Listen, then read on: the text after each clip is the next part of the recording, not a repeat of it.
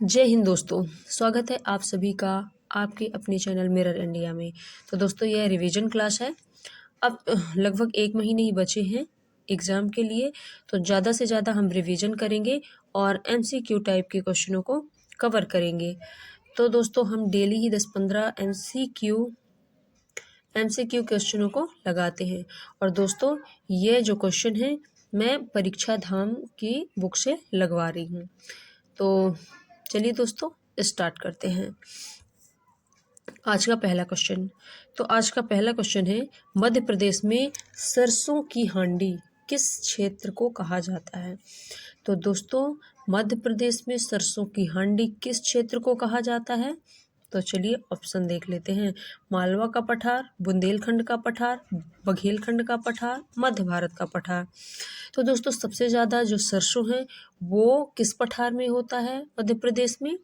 तो दोस्तों मध्य भारत के पठार में सबसे ज़्यादा सरसों होता है। तो हम सरसों की हांडी किसे कहेंगे? मध्य भारत के पठार को कहेंगे।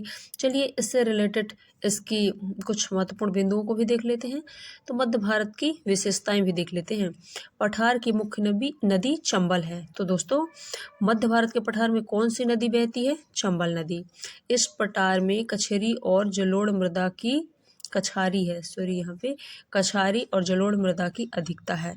तो यहाँ कौन सी मृदा पाई जाती है? जलोढ़ मृदा और कछारी मृदा। इस पठार को सरसों उत्पादन के कारण सरसों की हांडी भी कहा जाता है। दोस्तों यहाँ सबसे ज़्यादा सरसों का उत्पादन होता है, इसलिए इस क्षेत्र को या इस पठार को सरसों की हांडी भी कहा जाता है। नेक्स्ट देख लेते हैं। इस पठार में विषम ग्रीष्म ऋतु में अधिक गर्म और शीत ऋतु में अधिक ठंड जलवायु पाई जाती है, यानी कि इस पठार की जो जलवायु है वो विषम प्रकृति की होती है। तो दोस्तों क्वेश्चन तो हम सिर्फ एक पढ़ रहे हैं, लगा रहे हैं, लेकिन इससे हमारे बहुत सारे कंसेप्ट क्लियर हो रहे हैं। तो दोस्तों जो ये परीक्षा धाम की बुक है उसमें MCQ के साथ इसकी व्याख्या भी अच्छे से दी हुई है डिटेल से। तो चलिए नेक्स्ट क्वेश्चन देख लेते हैं। नेक्स्ट क्वेश्चन है, मध्य प्रदेश के किस भौतिक प्रदेश को विंध्यन कगार कहा जाता है? मध्य प्रदेश का ऐसा कौन सा भौतिक प्रदेश है जिसे विंध्यन कगार कहा जाता है?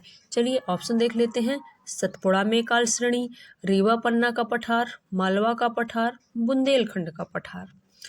तो चलिए इसकी व्याख्या देख लेते हैं। रीवा पन्ना का पठार बुंदेलखंड के पठार के दक्षिण पूर्व में बघेलखंड के पश्चिम में स्थित है। मध्य प्रदेश के कुल क्षेत्रफल का 10.36% है। विंध्यन शैल समूह के अपरदन से निर्माण हुआ है। किस शैल समूह से? विंध्यन शैल समूह के अपरदन से निर्माण हुआ है और इसे विंध्यन कगारी स्कार्पलैंड भी कहा जाता है। तो किसे कहा जाता है दोस्तों? रीवा पन्ना के पठार को। तो रीवा पन्ना का जो पठार है वो कहाँ स्थित है? बुंदेलखंड पठार के दक्षिण में। मान लीजिए ये है बुंदेलखंड का पठार, इसके दक्षिण में यहाँ रीवा पन्ना का पठार है, पूर्व में बघेलखंड के पश्चिम में स्थित है। कहाँ है ये? बघेलखंड के पश्चिम में। तो यहाँ है बघेलखंड और इसी के पश्चिम में यहाँ है रीवा पन्ना का पठार। तो इसका राइट आंसर जो होगा वो क्या होगा? रीवा पन्ना का पठार, ऑप्शन बी करेक्ट है। नेक्स्ट देख लेते हैं। तो इसका नेक्स्ट क्वेश्चन है, प्रदेश में कृषि अर्थव्यवस्था की रीढ़ की हड्डी किसे कहा जाता है? इंपॉर्टेंट क्वेश्चन है दोस्तों कि मध्य प्रदेश में कृषि अर्थव्यवस्था की रीढ़ की हड्डी किस पठार को कहा जाता है? तो ऑप्शन देख लेते हैं। मध्य भारत का पठार, रीवा पन्ना का पठार, बघेलखंड का पठार, नर्मदा सोन घाटी। तो दोस्तों जो सबसे ज़्यादा पठार उपजाऊ होगा उसे ही क्या कहेंगे? कृषि अर्थव्यवस्था की रीढ़ की हड्डी कहेंगे। तो चलिए देख लेते हैं। तो इसमें जो आंसर है वो है नर्मदा सोन घाटी, यानी कि ऑप्शन डी करेक्ट है। स्थिति देख लेते हैं। मालवा तथा रीवा पन्ना के पठार के दक्षिण में तथा सतपुड़ा श्रेणी के उत्तर में अवस्थित है। क्षेत्रफल राज्य की कुल क्षेत्रफल का 26% है और इस घाटी का जो निर्माण है वो पश्चिम में दक्कन ट्रैम्प की चट्टानों से तथा पूर्व में धारवाड़ तथा विंध्यक्रम की चट्टानों से निर्माण हुआ है। तो देख लेते हैं नर्मदा सोन घाटी कहाँ पे है। ये देखिए नर्मदा सोन घाटी, ये पूरी नर्मदा सोन घाटी है। ये नर्मदा सोन घाटी, ये देखिए ये सतपुड़ा प्रदेश है इसके उत्तर में और मालवा पठार के दक्षिण में ये नर्मदा सोन घाटी है। चलिए नेक्स्ट क्वेश्चन देख लेते हैं। राजपीपला सतपुड़ा पर्वत के किस भाग में स्थित है? राजपीपला सतपुड़ा पर्वत के किस भाग में स्थित है? तो चलिए ऑप्शन देख लेते हैं। पश्चिमी भाग, पूर्वी भाग, दक्षिणी भाग और मध्य भाग। तो इसका जो राइट आंसर है राजपीपला सतपुड़ा पर्वत के किस भाग में है? तो ये पश्चिमी भाग में, यानी कि ऑप्शन ए करेक्ट है। यहाँ से कैसे देख लेते हैं इसकी जो व्याख्या है, इसी से हम देख लेते मैप में। मैप में देखिए आप इसे डायग्राम में, ये देखिए ये है सतपुड़ा श्रेणी। तो ये पूरी सतपुड़ा श्रेणी है। सतपुड़ा श्रेणी के 3 पार्ट्स हैं, पूर्वी, मध्य और पश्चिमी। ये पश्चिमी, मध्य, पूर्वी। तो इसकी पूर्वी श्रेणी है मैकाल श्रेणी, मध्य श्रेणी है महादेव और पश्चिमी श्रेणी है राजपीपला। तो राजपीपला सतपुड़ा श्रेणी के किस ओर है? ये पश्चिमी श्रेणी में है, आती है, तो पश्चिमी भाग है। चलिए इससे रिलेटेड कुछ इसकी जो सतपुड़ा पठार की है कुछ क्या कर लेते हैं, हम विशेषताएं देख लेते हैं। यह नर्मदा घाटी के दक्षिण में समानांतर स्थित है। सतपुड़ा पठार यह नर्मदा घाटी के दक्षिण में समानांतर स्थित है और मध्य प्रदेश की कुल क्षेत्रफल का यह 11% भाग है। सतपुड़ा पठार मध्य प्रदेश के कुल क्षेत्रफल का कितने प्रतिशत है? 11% भाग है। इस प्रदेश में दूधी, तवा, दिनवा नदियाँ प्रवाहित होती हैं। तो जो दूधी, तवा, दिनवा नदियाँ हैं वो कहाँ? यही सतपुड़ा पठार पे प्रभावित होती हैं। इस पठार में छिछली काली और लेटराइट मिट्टी की अधिकता है। तो सतपुड़ा में छिछली काली और लेटराइट मिट्टी दोनों की प्राथमिकता है। इस पठार का सबसे ऊंची चोटी धूपगढ़ है।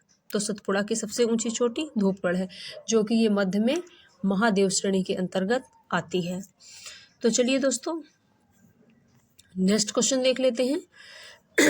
नेक्स्ट क्वेश्चन है, क्षेत्रफल की दृष्टि से मध्य प्रदेश का सबसे छोटा पठार कौन सा है? अगर हम क्षेत्रफल की दृष्टि से देखें तो मध्य प्रदेश का सबसे छोटा पठार क्या है? चलिए ऑप्शन देख लेते हैं। मध्य भारत का पठार, बघेलखंड का पठार, बुंदेलखंड का पठार, रीवा पन्ना का पठार। और दोस्तों इसका जो राइट आंसर है वो है ऑप्शन बी, यानी कि बघेलखंड का पठार। क्षेत्रफल की दृष्टि से सबसे छोटा पठार बघेलखंड का पठार है। चलिए इसकी व्याख्या देख लेते हैं, इससे रिलेटेड महत्वपूर्ण बिंदुओं को भी देख लेते हैं।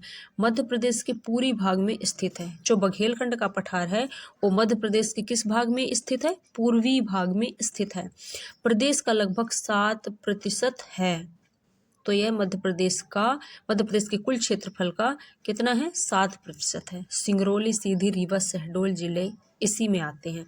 यानी कि जो बघेलखंड का पठार है उसमें ये सारे जिले सिंगरौली, सीधी, रीवा, शहडोल, ये सारे जिले बघेलखंड के पठार में ही आते हैं, स्थित हैं।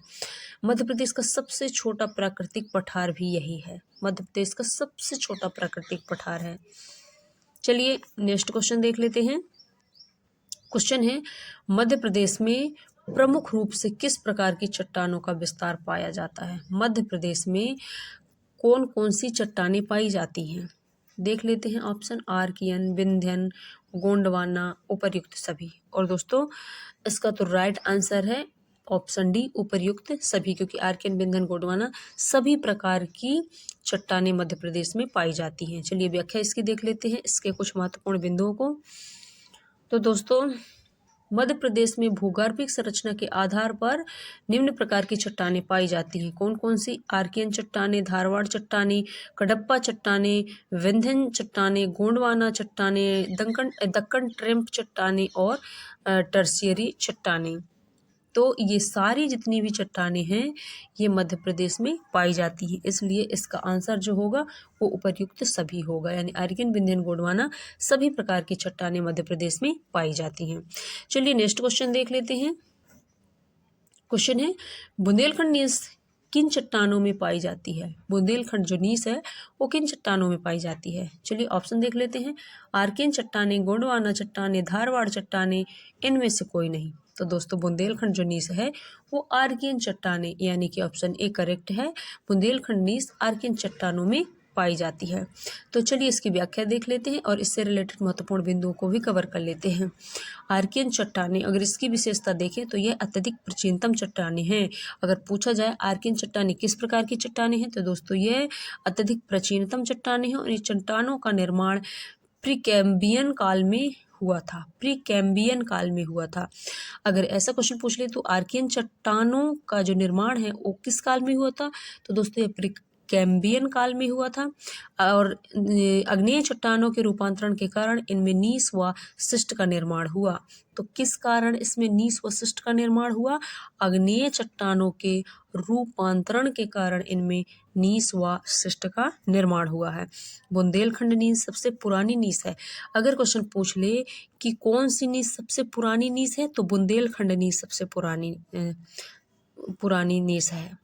यह बुंदेलखंड के पठार, विशेषता क्या है इसके? टीकमगढ़, निवाड़ी, पूर्वी दतिया, पूर्वी शिवपुरी में पाई जाती है। कहाँ? निवाड़ी, पूर्वी दतिया, पूर्वी शिवपुरी, टीकमगढ़। खनिज और जीवाश्म का अभाव पाया जाता है और इन चट्टानों में जो आर्कियन चट्टानें इसमें खनिज और जीवाश्म का अभाव पाया जाता है। तो दोस्तों अगर प्रश्न पूछ ले कि किस प्रकार की चट्टानों में खनिज और जीवाश्म का अभाव पाया जाता है, तो दोस्तों आर्कियन चट्टानों में खनिज और जीवाश्म का अभाव पाया जाता है। तो चलिए दोस्तों नेक्स्ट क्वेश्चन देख लेते हैं और हमारा नेक्स्ट क्वेश्चन है मध्य प्रदेश में धारवाड़ क्रम की चट्टानों के रूप में चिल्पी क्रम से किस खनिज की प्राप्ति होती है? ऑप्शन देख लेते हैं।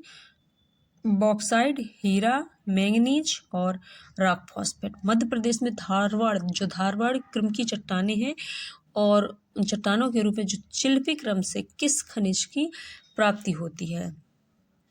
तो दोस्तों इससे किस क्रम की होती है? चट्टानों के रूप में चिल्पी क्रम से किस खनिज की प्राप्ति होती है? तो देख लेते हैं, इसकी व्याख्या देख लेते हैं। पहले चट्टानों के अपरदन निक्षेपण के फलस्वरूप धारवाड़ चट्टानों का निर्माण हुआ है।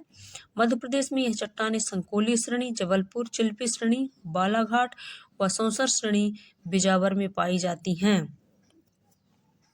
मध्य प्रदेश में यह चट्टानें संकोली श्रेणी, जबलपुर चिल्पी श्रेणी, बालाघाट व सौंसर श्रेणी, छिंदवाड़ा में पाई जाती हैं। इनमें प्रमुख खनिज मैंगनीज पाया जाता है। तो दोस्तों इसका जो राइट आंसर है वो है मैंगनीज। चलिए नेक्स्ट क्वेश्चन देख लेते हैं।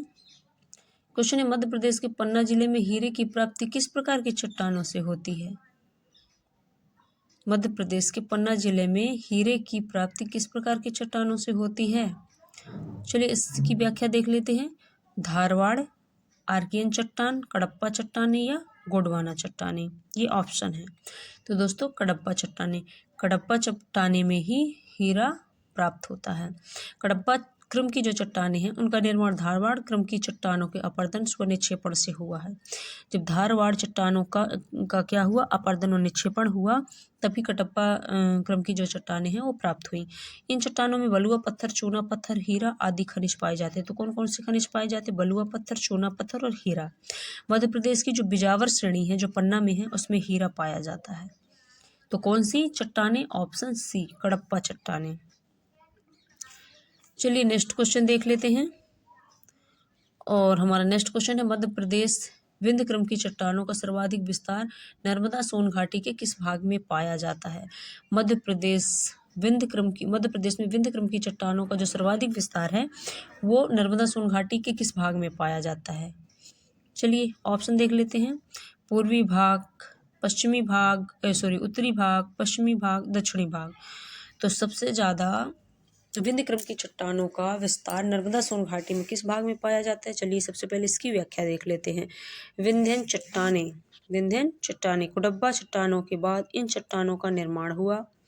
यह परतदार चट्टानें हैं। मध्य प्रदेश में विंध्य चट्टानों का विस्तार कैमूर, भांडेर, सोन घाटी में पाया जाता है और मध्य प्रदेश में विंध्यन क्रम की चट्टानों का सर्वाधिक विस्तार नर्मदा सोन घाटी के उत्तरी भाग में पाया जाता है। तो राइट इसका आंसर रहेगा ऑप्शन बी यानी उत्तरी भाग।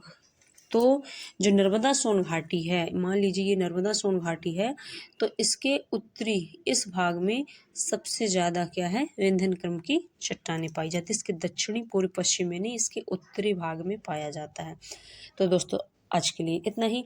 कल फिर मिलेंगे अच्छे क्वेश्चनों के साथ, जो मल्टीपल टाइप के क्वेश्चन जैसे MCQ टाइप के क्वेश्चनों को हम कवर करेंगे। और अगर आपको वीडियो पसंद आ रही है तो दोस्तों इसे अपने दोस्तों में शेयर करें और लाइक करें।